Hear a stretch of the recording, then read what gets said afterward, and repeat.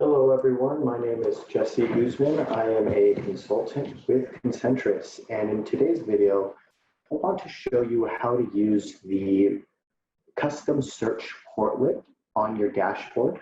And first, I'll tell you a little bit about it and why it's important. Many of us as users have certain reports, certain bits of information that are super important to us. And NetSuite does a great job with the different types of dashboards that are available, highly customizable dashboard. But I find that a lot of us usually end up creating these very custom searches for ourselves that are super important.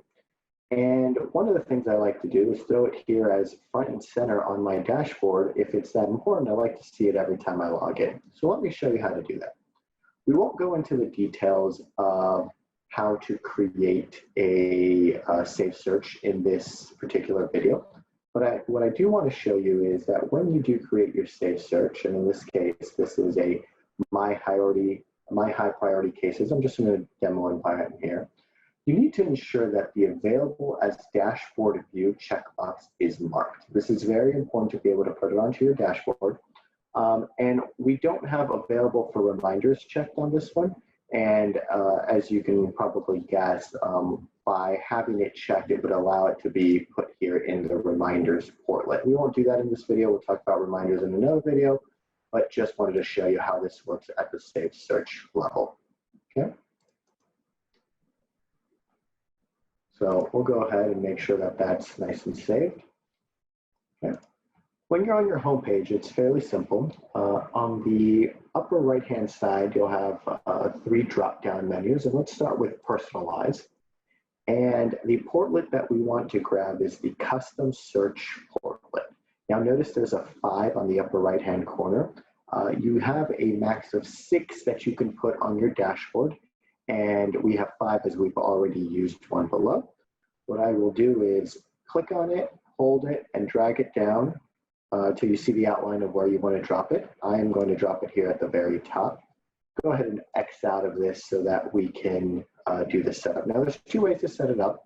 One, you can easily just click on setup, or you can go into the 3 little dots on the upper right and hit the setup button. So we'll go ahead and do that. And this part is super easy now to go through. It's because you've made the search available, it appears in your list. So I'm going to go ahead and type my high priority cases. And there it is. You can give this a custom title as well. So I will call this high priority cases and center. Okay. And the other thing you could do is you can narrow down how many results you want to see. So if you remember my search, it had very few results. It had only 5.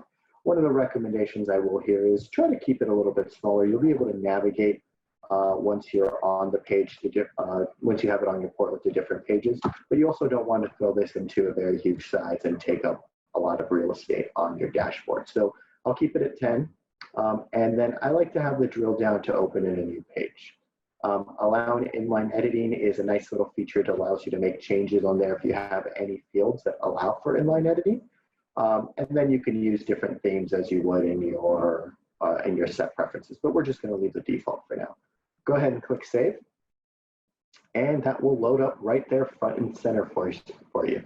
And I'll just do a quick check here to check that all of my fields are showing. So in this case, the date created is my last field, and I see that here. And now I say that because if you have way too many columns on here, it's possible that it will not fit. So one of the recommendations is try to keep something that's a little easier for you to see.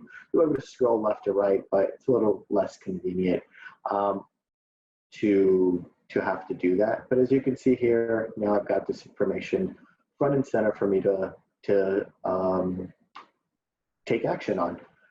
One of the other things, if you are running a little bit out of real estate, remember you do have the layout button here that will let you change how you use the real estate on your dashboard. So for example, if you needed a really wide page, you can switch to this one modular and it spreads everything out. So you can see our high priority cases has a lot more space.